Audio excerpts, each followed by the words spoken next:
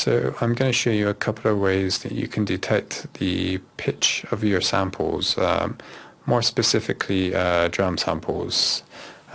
So this, for example, say you're in the key, your track is in the key of C, and you bring a sample in, and it doesn't necessarily sit well with the other elements. One reason for this could be the fact that the sample is not within the key of your track. So this could be a drum sample or a bass stab or any kind of like one-shot sample. So something you can do is select your sample.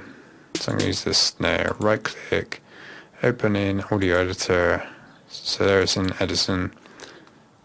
Click this button, go to detect pitch regions. So you can see it's detected an F4.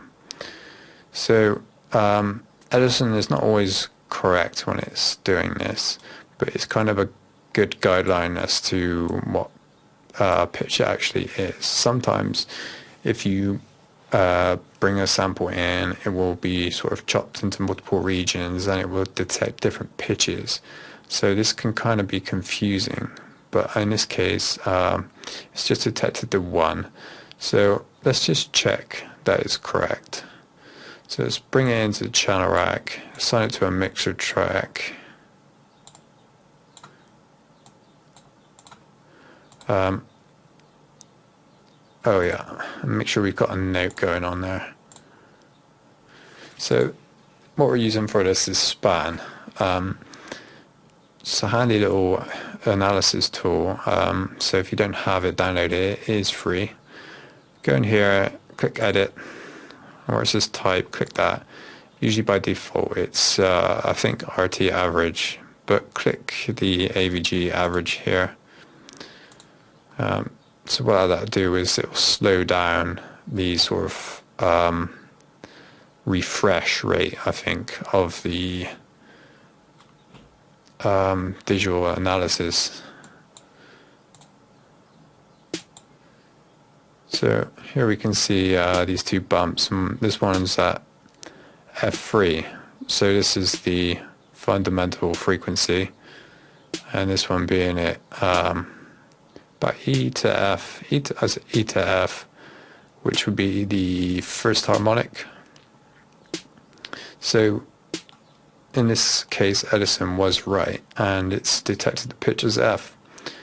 So this, once you know what pitch your sample's in, you can actually go about tuning it. So say in our scenario, the track is in C. We know the sample is F. So we want to go into the sample window, click the spanner, and we've got this keyboard down here. So by default, C5 plays the sample back at its bass pitch. But it's not actually playing a C5. It's playing the F. So what we want to do is change this key here. So we want to find our F. Right click. So now when we play the F, it's actually playing the F. So, and when we play the C, we are actually getting a C and not an F. So this is quite useful. So if you were to put your notes in the piano roll, you could put in whatever you want. You know, say it's in C, you can play the sample in C. However, sometimes when you pitch a sample around quite far away from its bass pitch that it was recorded at, you kind of the sample kind of deteriorates a little bit. So what you can do is tune the sample to the sort of nearest note of basically what your track is in. So in this example, track's in a key of C.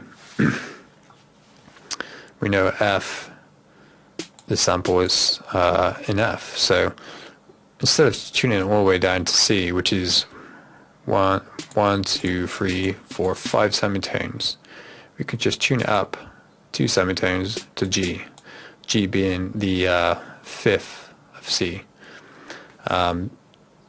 which obviously it depends on the sample, but in some cases it might actually sound better to tune it to the fifth of the key of your track rather than actually tuning it to the actual root note. It all kind of just depends on the sample and how far away it is from the sort of root note of your track. So hopefully that was helpful. Just kind of something to keep in mind really, because I know a lot of people probably don't tune their drum samples, and you don't always need to. If it sounds good, it kind of is good. But sometimes it's just worth experimenting with tuning them to your track, because sometimes it just gives it that extra kind of, I don't know, it just kind of complements. It just kind of complements your track. It kind of sits nicely. Of course, you don't have to use Span or Edison to do this. You can tune it by ear, which there is a lot to be said for that. So that's it. That's the end of the tutorial. Thanks for watching.